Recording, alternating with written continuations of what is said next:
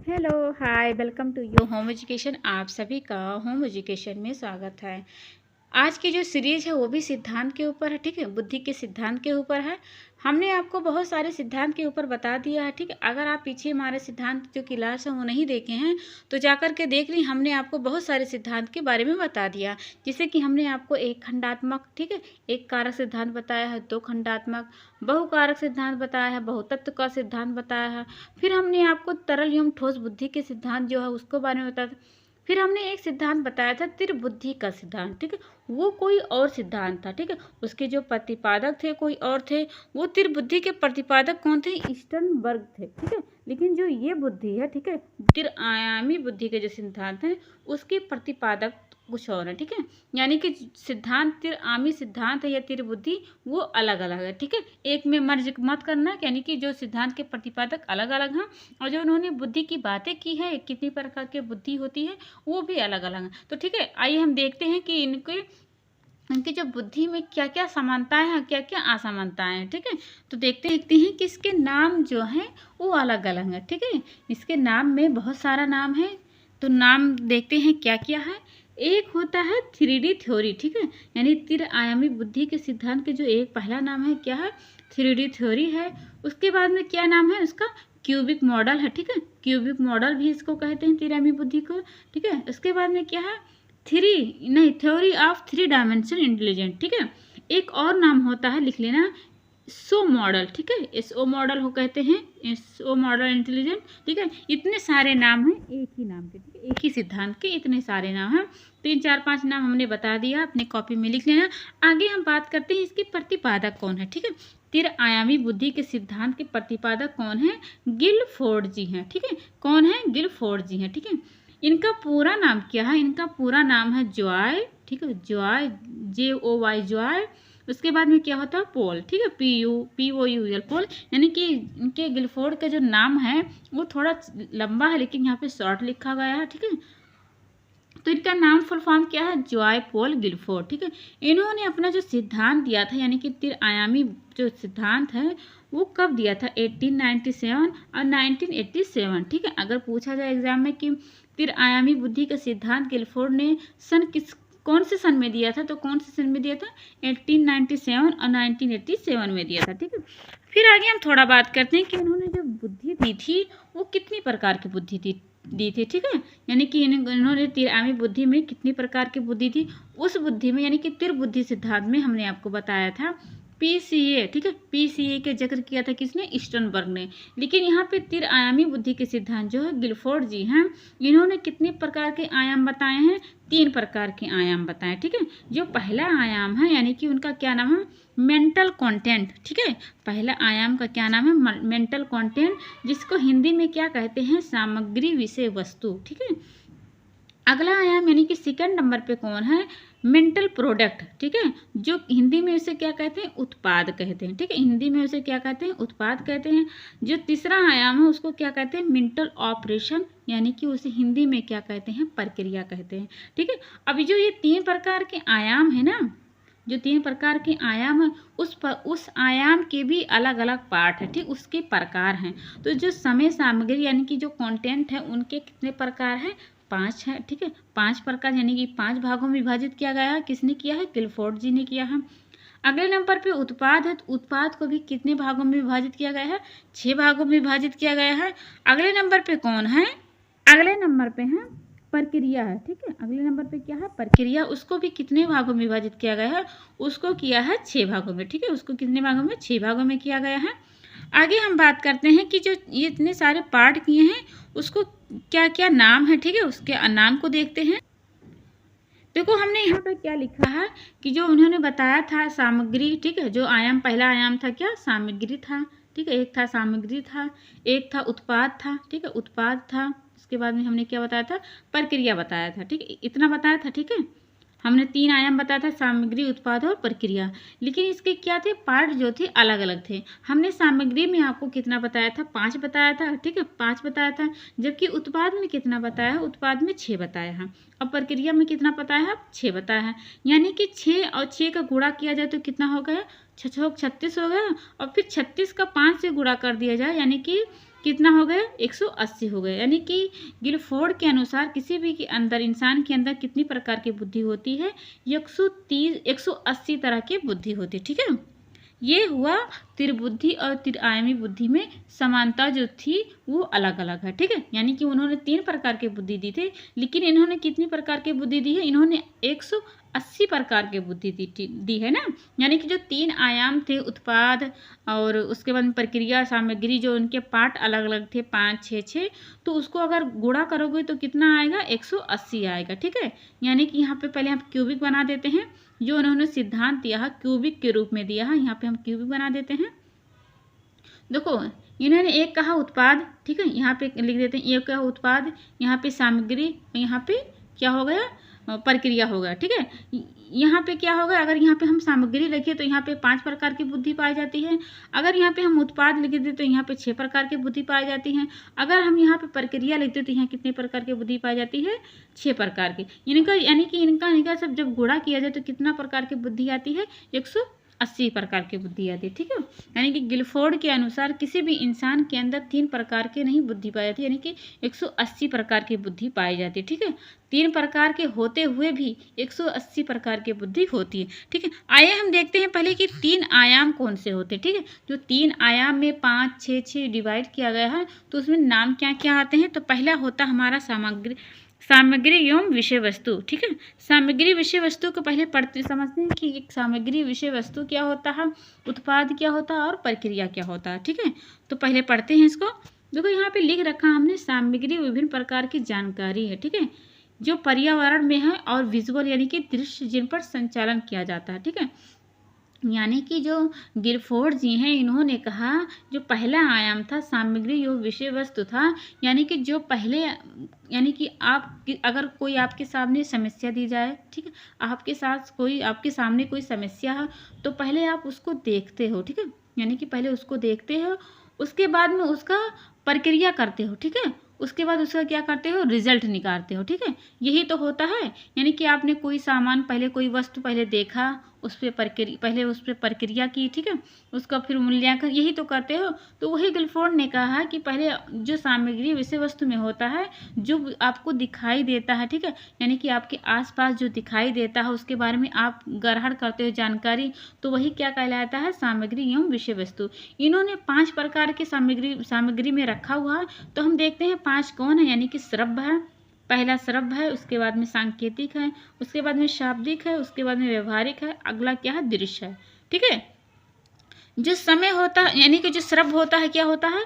ये आपके पर्यावरण में, यानी कि आपके आसपास में सुनाई देता है। ठीक है, जो श्रव्य होता है यानी कि कोई आपके पर्यावरण में, यानी कि आपकी विजुअल में जो चीज़ें दिखती है। ठीक है, उसके बाद में क्या होता है? सांकेतिक, यानी कि किसी चीज़ का इशारा करना। ठीक है, संकेतिक यानी कि कोई मतलब भले ही बात ना कर रहा लेकिन अपने हाथों से इशारा कर रहा, अपने मुख से, अपने हर एक मतलब बॉडी लैंग्वेज से अपने इशारा कर रहा, तो क्या होता है? आपके पर्यावरण में वो चीज़ें होती रहती है। ठीक है, अगला क्या है? शब्द, यानी कि जो हम आपसे बोल रहे हैं तो ये क्या हो रहा है? यानी आपके आस पड़ोस में समाज में कोई कुछ बोलता है तो क्या होता है? वो विजुअल दिखाई देता है कि हाँ फला आदमी बोल रहा है।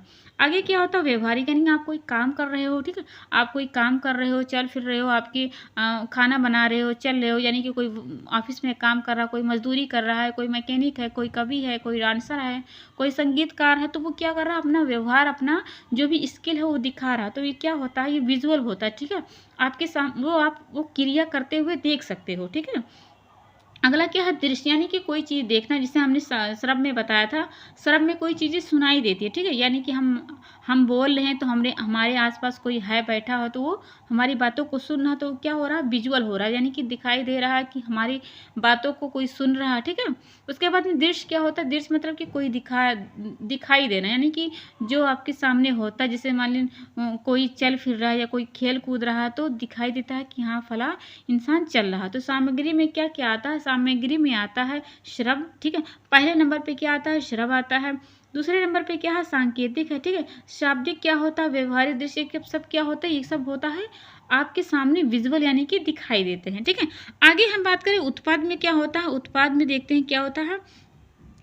उत्पाद वो होता है जो हम सामग्री देखे हैं। ठीक है, जो हमने सामग्री में बताया था, सामग्री में हमने क्या बताया था? श्रव्य, सांकेतिक, शाब्दिक, व्यवहारिक, दृश्य, जो हमने सब बताया है, उत्पाद पे क्या होगा, उस पे प्रक्रिया होगा, ठीक है, उस पे काम होगा। यानी कि देखो अगर कोई बुरा काम हो रहा है, ठीक है, यानी कि शराब वाला हम एग्जाम्पल ले लें, यानी कि शराब वाला यानी कि आपको कुछ सुनाई दे रहा है, यानी कि कोई मार धाड़ रहा है, कुछ भी कर रहा है, तो आप क्या करोगे, उस पे उत्पाद यानी कि उस पे काम करोगे, ठीक है।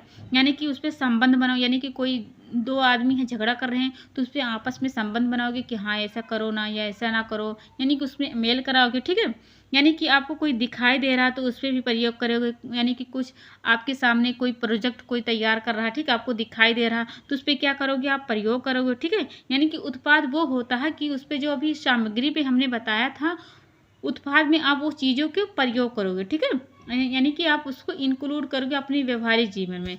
आगे हम बात करते हैं, इन्होंने जो उत्पाद बताया है, उत्पाद में क्या क्या बताया है। उत्पाद सामग्री काम करने का परिणाम होता है, सरल शब्दों में कहें यह परिणाम है, ठीक है। यानी कि जो सामग्री हमने बताया है शब्द सांकेतिक से, यहाँ पे ये काम होगा, ठीक है। अब काम क्या क्या होगा, यानी कि इसमें नाम क्या क्या आते हैं, ठीक है, देखते हैं। पहले नंबर पे इकाई है, ठीक है। फिर अगला क्या है, वर्ग है। फिर उसके बाद प्रणाली है। उसके बाद में स्थानांतरण है। उसके बाद में क्या है, प्रयोग है। अगला क्या है, संबंध। देखो हमने यहाँ पे कितने प्रकार के लिख रखा है, 6 प्रकार के, ठीक है। उत्पाद में हमने कितने प्रकार बताया है, 6 प्रकार के बताया है। देखो ये होती है 6 प्रकार के आपके, मतलब ये आपके पर्यावरण में थोड़ी ना पाई, यानी कि जो इकाई होती है ये आपके पर्यावरण में थोड़ी पाई जाती है। जो प्रणाली होती है ये आपके पर्यावरण में थोड़ी पाई जाती है। जितनी हमने यहाँ पे बातें लिख रखा है वो सब आपके पर्यावरण में नहीं इंक्लूड होती है। आप जब काम करते हो तो उसका जो रिजल्ट निकलता है वो दिखता है, ठीक है। यानी कि जो यहाँ पे हमने इतने सारे लिख रखा है, एक मिनट, यहाँ पे हमने लिख रहा है ये सब पर्यावरण में नहीं होती है। जब ये आप काम करते हो तो ये काम जो करते हो उसका ये सब चिन्ह दिया गया है, ठीक है। जो वर्ग है, प्रणाली है, स्थानांतरण है, प्रयोग है, संबंध, इकाई, ये सब क्या है, ये काम करने के बाद ही रिजल्ट दिखाई देते हैं, ठीक है। आई होप आपको हमारी बातें समझ में आ रही कि हम क्या कहना चाह रहे हैं। आगे हम थोड़ा चलते हैं। आगे हमारा क्या है, प्रक्रिया है, ठीक है। प्रक्रिया के बारे में समझते हैं कि प्रक्रिया क्या होता है। प्रक्रिया देखो यहाँ लिख रखा हमने, यहाँ व्यक्ति द्वारा उपयोग की जाने वाली बौद्धिक गतिविधि या मानसिक प्रक्रिया का उल्लेख है, ठीक है। यानी कि हमने आपको क्या बताया, सामग्री बताया, ठीक है, सामग्री हमने बताया, सामग्री बताया है। उसके बाद में हमने क्या बताया, उत्पाद बताया, ठीक है, उत्पाद बताया है। तो कुछ सामग्री में हमने आपको बताया है कि आपकी पर्यावरण में आपको दिखाई देती है, ठीक है, आपके पर्यावरण में आपको दिखाई देती है, ठीक है। हमने बताया जैसे कि शब्द बताया, सांकेतिक बताया, ठीक है, ये सब हमने बताया। फिर उस पर क्या करते हो, प्रक्रिया करते हो, ठीक है, यानी कि काम करते हो, ठीक है। तो काम करते तो आपके पास कुछ तो नॉलेज होना चाहिए, ठीक है। यानी कि आप जब काम करोगे तो उस पर जो प्रक्रिया लगने वाला, ठीक है, जैसे मान लीजिए हमने आपको बताया था शराब बताया था, ठीक है, शराब बताया था या दृश्य बताया था, कुछ भी बताया था या ना। तो आप जैसे दृश्य में यानी कि आपके सामने कोई कुछ चीज़ बना रहा है, यानी कि आपको कोई मैकेनिक काम हो रहा है, यानी कि कोई मैकेनिक वाला काम कर रहा है, ठीक है। पहले वाले सामग्री का अगर एग्जाम्पल लिया जाए, कोई काम हो रहा है, ठीक है, कोई मैकेनिक है, कोई काम कर रहा है, तो आपने काम को देखा, यानी कि शराब वाला जो बुद्धि होता है उसको आपने ग्रहण किया, ठीक है। उसके बाद उत्पाद आया, ठीक है। उत्पाद में हमने क्या बताया था कि प्रणाली यानी कि प्रयोग करना, ठीक है, आप उत्पाद करोगे। उसके बाद उत्पाद और सामग्री के बीच वाला जो पॉइंट होता है, यानी कि जो आपके अंदर माइंड होगा तभी तो उस काम को कर पाओगे। यानी कि जो मैकेनिक काम कर रहा है तो आपके अंदर बुद्धि होगी तभी तो आप कोई कार्य कर पाओगे।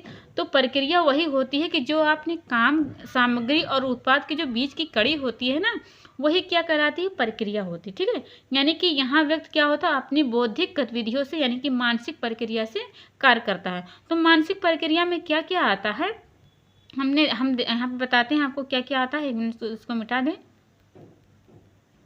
देखो यहाँ पे लिख रखा है संज्ञान, ठीक है। एक होता है स्मृति अभिलेख, एक होता है अपसारी चिंतन, एक होता है अभिसारी चिंतन, एक होता है मूल्यांकन, एक होता है स्मृति अवधारणा, ठीक है। यानी कि हमने आपको मैकेनिक का एग्जाम्पल लिया कि आपके पास बुद्धि होगी तभी आप मैकेनिक वाला काम सीख सकते हो, ठीक है। कोई भी काम हो, यानी कि मैकेनिक काम नहीं, कोई भी एग्जाम्पल ले लो, यानी हम मैकेनिक का ही एग्जाम्पल ले रहे हैं। तो आपके पास अगर बुद्धि होगी तभी तो कार्य कर पाओगे, यानी कि आपके पास संज्ञान होगा, आपके पास स्मृति होगा, ठीक है। अपसारी चिंतन क्या होता है, इसको पहले हम बता दें। अपसारी चिंतन वो चिंतन होता है, ठीक है, डाइवर्जेंट थिंकिंग वाले वो होते हैं जो कोई भी समस्या दे दी जाए, ठीक है, आपके पास कोई भी समस्या दे दी जाए तो एक ही समस्या के अनेक समाधान ढूंढना क्या कहलाता है? अपसारी चिंतन कहलाता है। ठीक है, अपसारी चिंतन क्या कहलाता है? आपके पास कोई समस्या दे दी जाए, आप उसके समाधान को अलग अलग दे दो, बता दो। ठीक है, यानी कि हम आपको अगर लाइव पढ़ा रहे हैं, ठीक है, आपको हम एग्जाम्पल लें कि आपको हम देखो अपसारी चिंतन में क्या होता है। अपसारी चिंतन का अगर हम एग्जाम्पल बताएं तो अपसारी चिंतन वो वाले होते हैं जैसे कि मान लीजिए आपके पास, आप अगर टीचर हो, ठीक, आप अगर टीचर हो, आपके पास एक बच्चा आ जाए, ठीक है, वो उसका होमवर्क पूरा नहीं हुआ हो, ठीक है, उसका होमवर्क पूरा नहीं हो, अगर वो अपसारी चिंतन वाला होगा तो वो क्या करेगा, वो अपने अगर उससे पूछा जाए कि आपने होमवर्क क्यों नहीं किया, तो वो अलग अलग तरह से बताएगा। यानी कि जो अपसारी चिंतन वाला होगा वो कहेगा कि मैम हमारे पास पेन नहीं था इसलिए हमने होमवर्क नहीं लिखा, या फिर वो कह सकता है कि मैम मैं जल्दी सो गया था इसलिए मैंने कॉपी नहीं लिखा, या फिर वो कह सकता है कि मैं भूल गया था इसलिए कॉपी नहीं लिखा। मतलब कि एक ही बात थी कि कॉपी ना लिखने की, उसने बहुत सारा समाधान बता दिया कि हमने इस रीज़न से कॉपी नहीं लिखा। ठीक है, यानी कि एक ही रीज़न रहे लेकिन उसके जो समाधान यानी कि जो बात कहने का जो मोटिव रहे वो अलग अलग रहे, तो वो क्या कहलाता है? अपसारी चिंतन। और जो अभिसारी चिंतन होता है वो एक ही बात बताए, यानी कि जो एक फिक्स है तो एक फिक्स है। ठीक है, ये जो इंसान होते हैं वो कैसे होते हैं? क्लोज इंडेंट होते हैं, यानी कि उनका जो सोचने का ढंग होता है वो कैसा होता है? लीनियर होता है। ठीक है, एक ही बात पे अड़े रहते हैं, यानी कि जिनकी जो सोचने की जो सीमा होती है वो रेखीय होती है, लीनियर होती है। ठीक है, ठीक है, एक ही समस्या का जो समाधान ढूंढते हैं वो कैसे होते हैं? अभिसारी होते हैं। ठीक है, हमने अपसारी क्या बताया, ये बहुत बार एग्जाम में आ चुका है कि अपसारी चिंतन वाले कैसे होते हैं और अभिसारी वाले चिंतन कैसे होते हैं। तो अपसारी चिंतन वाले वो होते हैं जो एक ही समस्या रहे, ठीक है, एक ही समस्या रहे लेकिन जो बात बताएं उसको उसको अलग अलग तरीका से बताएं। ठीक है, एक ही बात ना बताएं, लेकिन जो अभिसारी होते हैं अगर उनके पास एक ही समस्या है ना तो उसको एक ही सोल्यूशन बताएंगे। ठीक है, उसको अलग सोल्यूशन है, मतलब उनका जो समस्या का जो समाधान होगा लीनियर होगा। ठीक है, क्लोज इंडेड वाले होते हैं। ठीक है, उनकी जो बातें होती है कैसी होती है? लॉजिकल होती है। ठीक है, वास्तविक वाली होती है। आगे बात करें हम, आगे हम बात करें, अब मूल्यांकन हमने बताया था, फिर ठीक है स्मृति अवधारणा बताया था, इतने सारे हमने बता दिया। ठीक है, हमने आपको क्या क्या बताया? हमने आपको बताया है सामग्री के बारे में, ठीक है, हमने आपको बताया है उत्पाद के बारे में और प्रक्रिया के बारे में। ठीक है, सामग्री वो होता है जो आपके आसपास, ठीक है, आपके पर्यावरण में, आपके दैनिक जीवन में आपको चीज़ें दिखाई देती है। ठीक है, जो सरब होता है यानी कि आपको दिखाई देती है, आपको दृश्य यानी कि दिखाई देती है। ठीक है, उसके बाद हमने व्यवहारिक बताया, दृश्य बताया, ये सब क्या होता है? आपके आसपास आपके पर्यावरण में होती रहती है। ठीक है, हमने आपको उत्पाद में बताया, उत्पाद में क्या होता है कि जो आपने देखा नहीं है, यानी कि जो आपने व्यवहार में देखा, ठीक है, आपके आसपास में जो दिखा, आपने देखा ना, तो प्रोडक्ट यानी कि उत्पाद में क्या होगा? आप उस पर काम करोगे, आप इकाई के रूप में काम करोगे। ठीक है, आप इकाई के रूप में काम करोगे, आप एक मिनट, आप इकाई के रूप में काम करोगे, आप प्रयोग के रूप में काम करोगे, आप उसके स्थानांतरण के रूप में कार्य करोगे। ठीक है, जो आपने सामग्री में जो देख रखा है, ठीक है, सामग्री विषय वस्तु में जो आपने देख रखा है उस पर उत्पाद में आप प्रयोग करोगे। लेकिन जो सामग्री और उत्पाद के बीच की जो होती है, यानी कि जो आपने आप कोई पागल को कह दो कि ये काम कर दो, मतलब कि कोई मैकेनिक वाला काम ही एग्जाम्पल ले लें, मैकेनिक वाला काम ही, तो अगर वो नहीं कर पाएगा ना, उसके बाद अगर बुद्धि नहीं रहेगी तो कैसे? यानी कि उसके अंदर क्या होना चाहिए? संज्ञान होना चाहिए। ठीक है, उसके बाद बुद्धि होना चाहिए। ठीक है, तभी तो कैसे कर पाएगा कोई चीज़, यानी कि जो उसके पास संज्ञान होना चाहिए। ठीक है, उसके पास संज्ञान होना चाहिए, उसके पास स्मृति अभिलेख होना चाहिए, और उसके पास क्या होना चाहिए? मूल्यांकन करने के, यानी कि उसके मूल्यांकन का कहने का अर्थ यहाँ पे ये है कि पीछे क्या होने वाला है उस रिजल्ट को भी सोच करके वो कार्य करे। ठीक है, यानी कि यहाँ पे जो कार्य कर रहा तो वो सोचे कि आगे जा करके उसका जो रिजल्ट बन के रखे आएगा वो कैसा होगा, तो ऐसा होना चाहिए। ठीक है, स्मृति और अवधारणा यानी कि आपके उसके पास याद करने की जो कैपेसिटी होती है उसको होना चाहिए। ठीक है, इतने सारे हमने आपको बातें बताई। ठीक है, आपको हमने क्या क्या बताया है? आपको हमने बताया है क्या त्रिआयामी सिद्धांत के प्रतिपादक और उन्होंने कितने आयाम दिए थे, आयाम के भी कितने प्रकार दिए, इतने सारे हमने होती है। ठीक है, आगे हम थोड़ा चलते हैं, आगे यहाँ पे जो हमने बता दिया वहाँ पे ये लिखा हुआ, अगर आप लिखना चाहते हो यहाँ से तो यहाँ से लिख सकते हो। आगे हम बात करें यहाँ पे क्या लिखा हुआ, गिलफोर्ड ने अपसारी चिंतन और अभिसारी चिंतन ये भी इन्होंने दिया, ठीक है। जो गिलफोर्ड ने कब दिया है इसको, 1956 में, ठीक है। अगर पूछा जाए एग्जाम में कि अभिसारी और अपसारी जो चिंतन होता है किसने दिया है, वो दिया है गिलफोर्ड ने दिया, ठीक है। गिलफोर्ड ने ही दोनों सिद्धांत दिए हैं। उसके बाद में कब दिया है, तो 1956 में दिया है, ठीक है। यहाँ पे हमने लिख रखा है अपसारी और अपसारी के बारे में। देखो पहले नंबर पे अपसारी किसे कहते हैं, यहाँ पे हमने जो बता रखा वहीं पे यहाँ पे लिखा हुआ है। अगर आप पढ़ना चाहते हो, लिखना चाहते हो तो लिख लेना। अपसारी चिंतन कैसे वाले होते हैं, ओपन एंडेड यानी कि खुले वाले आदमी होते हैं, ठीक है। एक ही समस्या के अनेक समाधान ढूंढते हैं और सृजनात्मक होते हैं। ये कैसे होते हैं, ये रूढ़िवादी व संकीर्ण, वह लिखा पे वह लिखा गया है, वह संकीर्ण नहीं होते, ठीक है। आगे हमने आपको बताया अभिसारी चिंतन में, इसमें क्या बताया कि एक ही समस्या के समाधान जो होगा एक ही होगा, ठीक है। कोई भी समस्या हो उसका समाधान एक ही होगा, ठीक है। ये तार्किक यानी कि कोई भी समस्या है तो उसको पहले सोचते हैं, समझते हैं, उसके बाद में एक लीनियर समाधान बताते हैं, ठीक है। ये लॉजिकल बातें करते हैं, ठीक है। इतने सारे हमने बात की है, ठीक है। आपको हमने क्या क्या बताया है, गिलफोर्ड के बारे में बताया, सिद्धांत के बारे में बताया है, ठीक है। सिद्धांत के बारे में बताया है, इन्होंने कब सिद्धांत दिया, इन्होंने अभिसारी और अपसारी कब दिया, ठीक है। इतनी सारे हमने आपको बातें बता दी हैं। जो हमने आज टॉपिक बताया हो बहुत सारे एग्जाम में यहाँ से क्वेश्चन आ चुके हैं। अगर आपको नहीं समझ में आया है तो पीछे एक बार फिर क्लास को देखकर समझ लेना। हमने आपको बहुत अच्छे से समझाने की कोशिश की है। कल मिलेंगे एक नई क्लास में। कल हमारा होगा बुद्धि के परीक्षण का क्लास होगा, ठीक है। उसमें हम बुद्धि के परीक्षण देखेंगे कि किसने किसने दिया, क्या क्या IQ लेवल कैसा होना चाहिए, ठीक है। ये सब वहाँ पे क्लास में चर्चा करेंगे। आज अपनी यहीं पे क्लास ख़त्म करते हैं। अगर आपको हमारा क्लास समझ में आया हो तो इसको लाइक और सब्सक्राइब करना ना भूलें। मिलते हैं कल एक नई वीडियो में, तब तक के लिए take care and bye bye.